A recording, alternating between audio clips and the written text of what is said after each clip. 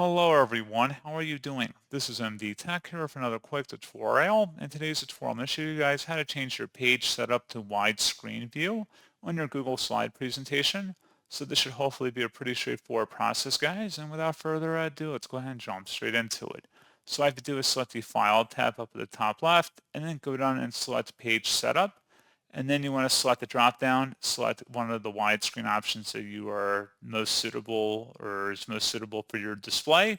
And then you would select Apply to save, and that's all you have to do.